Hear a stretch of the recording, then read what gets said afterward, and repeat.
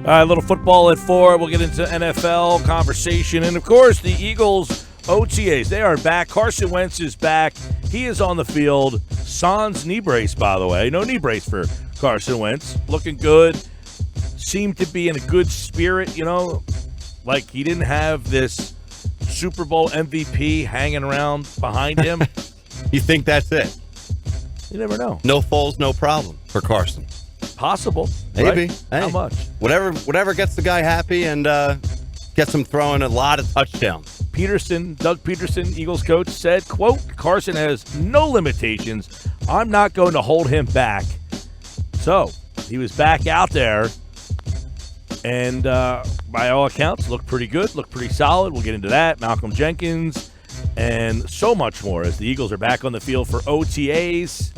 And John McMullen was there, and he joins us now on the Boardwalk Honda Hotline with a closer look at Eagle OTA, including the return of Carson Wentz, health, everybody taking a look at him. No limitations, according to Doug Peterson, not going to be held back. How did he look today? Was it noticeably different from the guy we saw? Well, you never saw him at this stage last year, but do you feel like he was much different from the guy that we finally got a chance to see in September? Well, I saw it from, and obviously it's very early, but I think he did show a lot of confidence. You could tell he was really, really happy to ditch the knee brace, and he was given the okay to do that. He was never comfortable with it.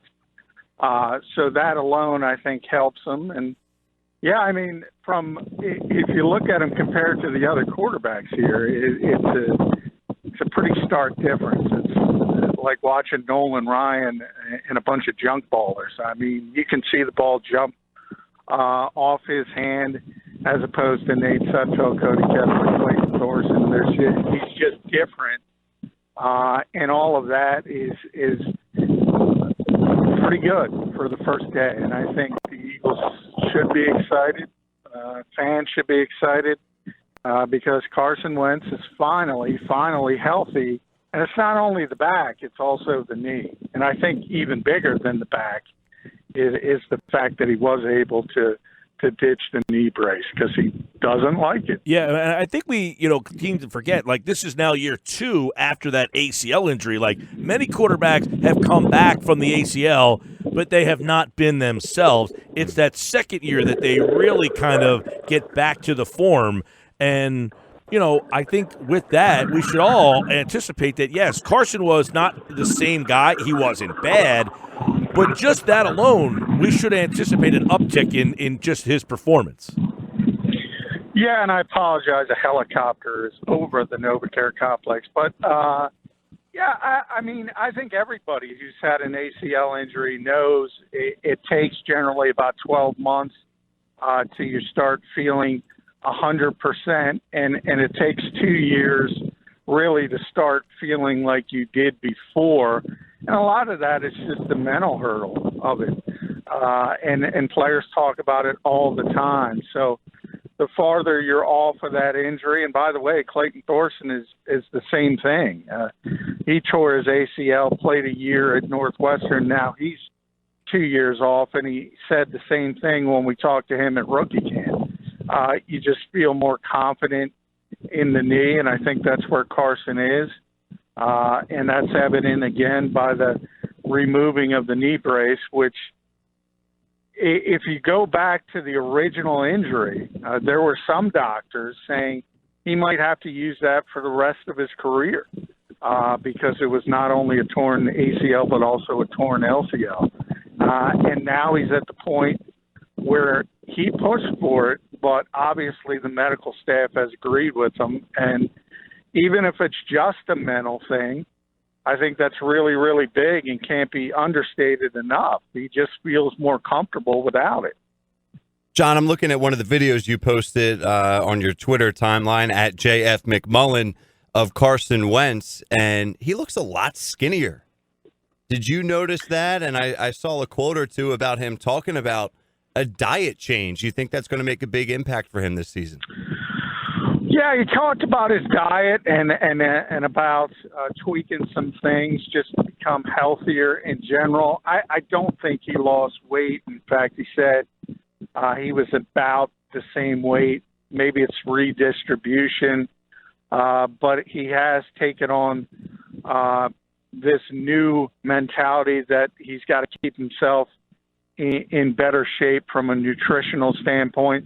I think a lot of pro athletes, we've talked a lot about that with Joel Embiid in the Sixers. A lot of that is just natural maturity.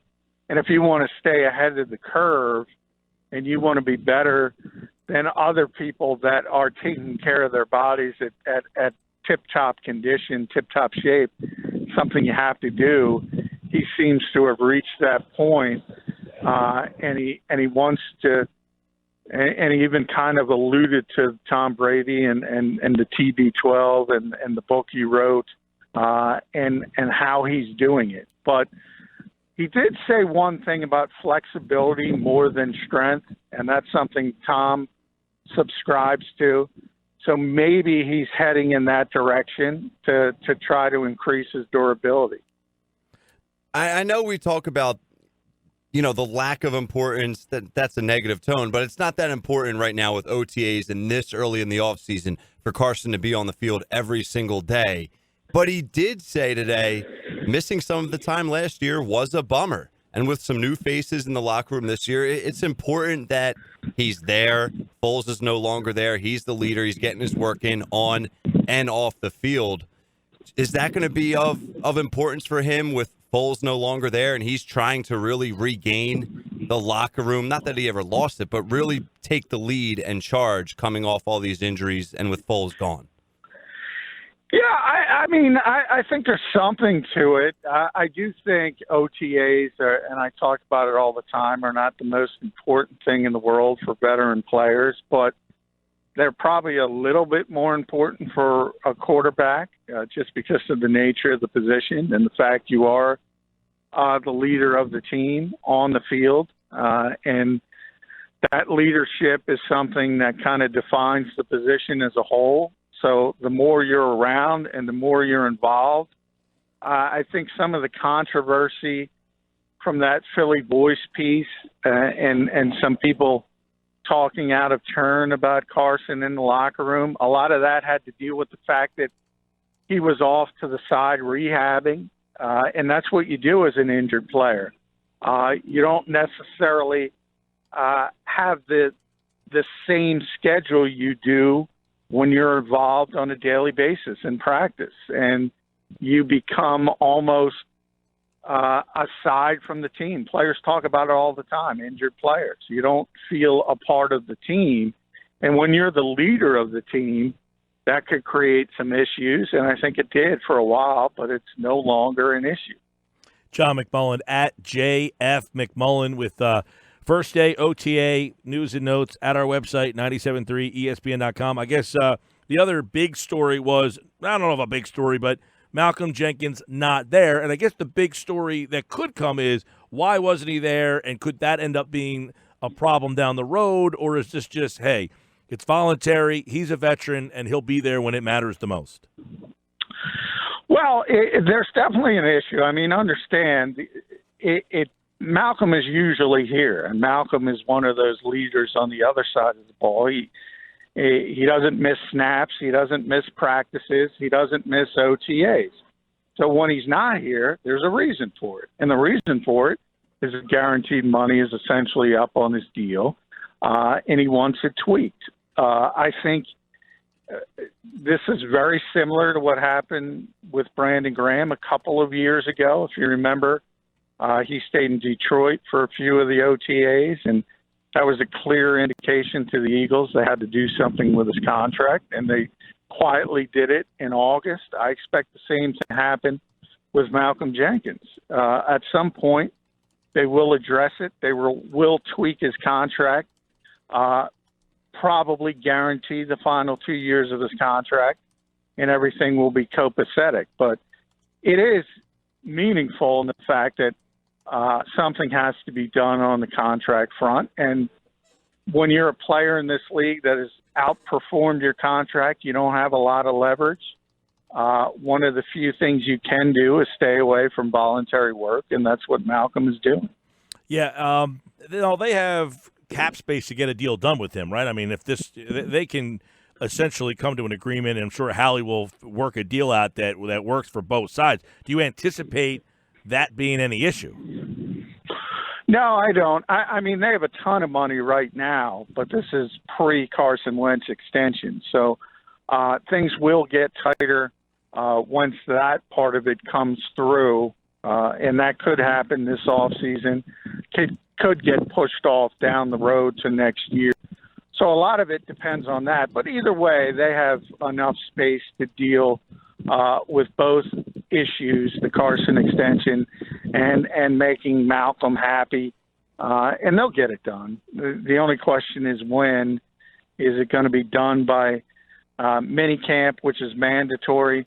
And that'll be interesting if it's not done by that point, because at that stage you can get fined. The fines are not significant, so it'll be interesting to see if Malcolm shows up for the mandatory work, but I do expect it to be worked out by August, certainly. Yeah, he was asked today, about these are voluntary, that Jenkins is typically here.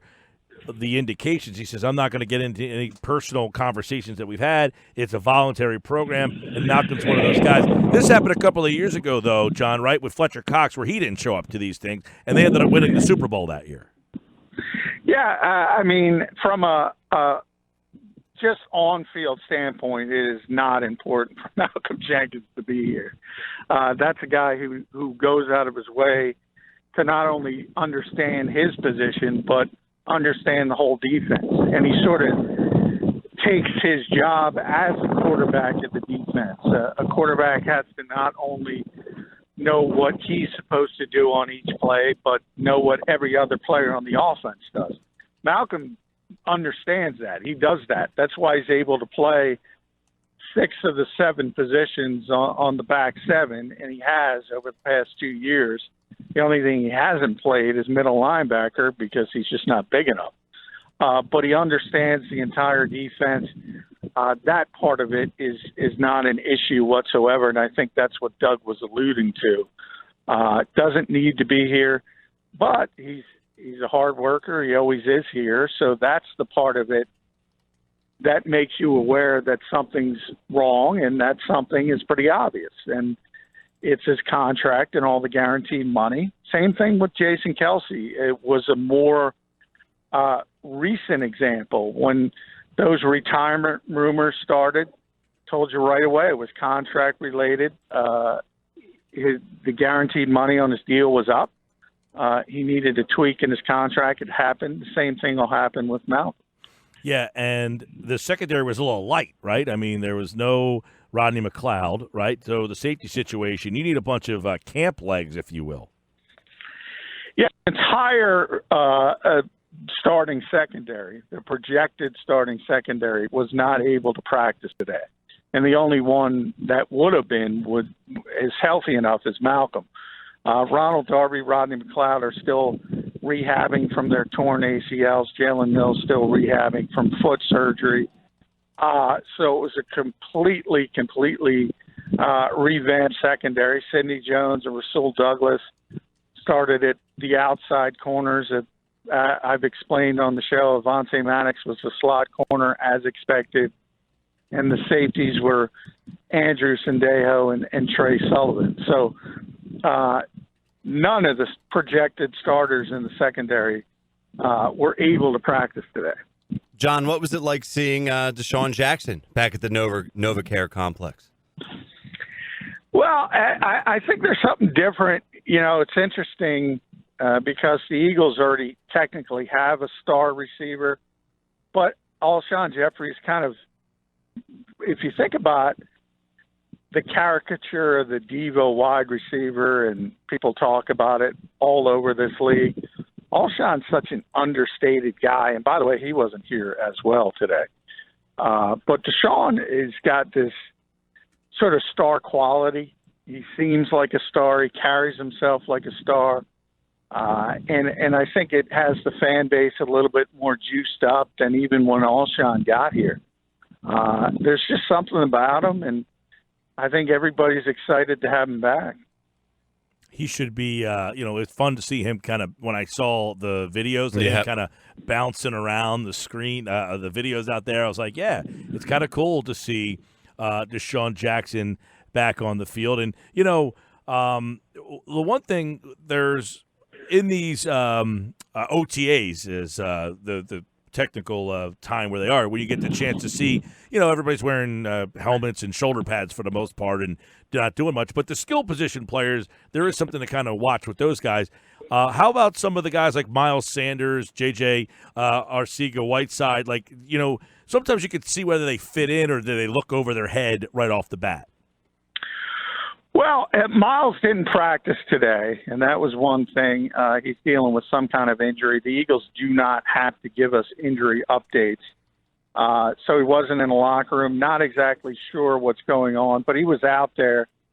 So it's nothing serious. You can see that just from the fact that he was out there watching the guys and working through practice. JJ got a lot of work because Alshon was not here, as I said. And he could be in that position as sort of the backup, same type of player, very lengthy, tremendous body control. So he certainly looks the part. I'm not sure how much time he will be able to get if everyone stays healthy. I think he'll be a bigger part of this down the road. But he certainly doesn't look overmatched or anything of that nature. And hey, it's spring, and I'll correct you on one thing. There are no pads, so it's spring, and Donnell Pumphrey looked great. He always does. Well, this is the best time of the year for him. It is. It's Donnell Pumphrey season, as I call it, because this guy, if it were flag football, he'd be a star. That what was the league that Michael Vick was? Wasn't there a flag football league? Oh, yeah, what was that? Right. Real quick, John, you asked Doug today about managing all these personalities. I mean, you got Alshon, you got Zach Ertz, you've got Jordan Howard, you've got Deshaun Jackson, you got Nelson Aguilar, you got Dallas Goedert. How does he manage all the personalities?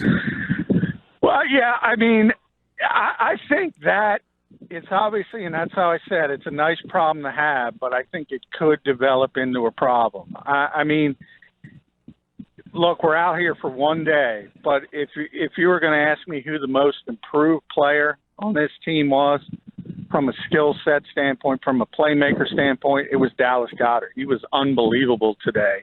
One-handed catch, went up and high pointed a deflection off Zach Ertz to score a touchdown. How do you not get this guy on the field? And if you put him on the field, that means one of the receivers, most likely Nelson Aguilar, perhaps Deshaun Jackson, is coming off the field. And then you talk about the running backs, and Jordan Howard looked very good today. Miles Sanders, as we mentioned, is now here. Corey Clement's working his way back. He didn't practice. There's a lot of bodies that you need to get involved, and I don't know how you get them all involved and keep everybody happy. Right. I've talked about it for a while, and I just mentioned J.J. Arcega-Whiteside. I don't see how he gets involved, and it's not because he's not a good player. It's just there's no room for him. And I think that could turn into the biggest part of Doug's job this year is managing these personalities and trying to keep everybody happy. John, I remember asking you throughout the season this past year about Dallas Goedert, saying, shouldn't he be out there more? What's going on? And, you were saying, listen, it's his rookie year. He's not ready yet. He's still learning. And, now that we're 1 year into it, is he ready? Is 1 year enough? And is he going to be seeing the field a lot, or you're still not sure? Well, I think it's to be determined. I will say this. There are very few teams that in this league where he wouldn't be a starting tight end. I think he's at that level where he's a top 15 tight end. Unfortunately, Zach Ertz is here. And Doug, like most coaches in this league, his default setting is 11 personnel, which is 3 receivers. And the Eagles have 3 really good receivers in Alshon Jeffrey, Deshaun Jackson, Nelson Aguilar. So how do you get them on the field? That's number one. The Eagles play more 12, which is 2 tight ends, than most teams in this league already. But if you start talking about 50-50, right, that's why I mentioned managing those personalities, because I guarantee you somebody's not happy. And right now, I think the default mode is because Dallas is a young player. He's still on that learning curve. He's probably going to be the one left out, to be honest. And if you're just talking about best players, I'm not sure that's the right decision. Hey, John, real quick, because Nick was such a, important piece here, what did Doug have to say about the number 2 spot? I mean, is it a competition between Cody, Nate, and Thorson? Well, I don't think it's competition with Clayton. I think Clayton's here to be the 3rd quarterback. He's here to be the developmental quarterback, and that's his role. And so it comes down to a battle for the backup slot, Nate Sudfeld versus Cody Kessler. And Cody has more experience starting in this league, but Nate has more experience in this offense. I will say, just from today, Nate has a significantly stronger arm. He tends to be the template of the quarterback Doug Peterson wants. If you think about Carson is 6'5", Nick Foles is 6'6", Nate's 6'6", Cody's only 6'1". So I think there's a lot of check marks in Nate's column, not the least of which the Eagles put a second-round tender on him. So he makes a significant amount of money, and that's almost a vote of confidence in its own way when they did that. But they didn't want to hand him the job, and Doug said that consistently. He doesn't like giving people things. And that's where the competition comes in.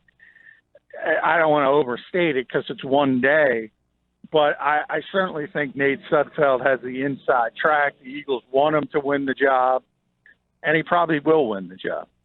He's John McMullen, and Eagles OTAs are back. They'll be back out there, and we'll have more tomorrow. The Sports Bash Live, 97.3 ESPN. That is football at 4, and we do it every day here on the Boardwalk Honda Hotline. John, we will chat again tomorrow with more no pads, shirts, and T-shirts. Donnell Pumphrey season. He's Mr. Lehigh. Donnell's a good guy, but by the way. All right, pal. We'll talk to you soon. All right. See you guys.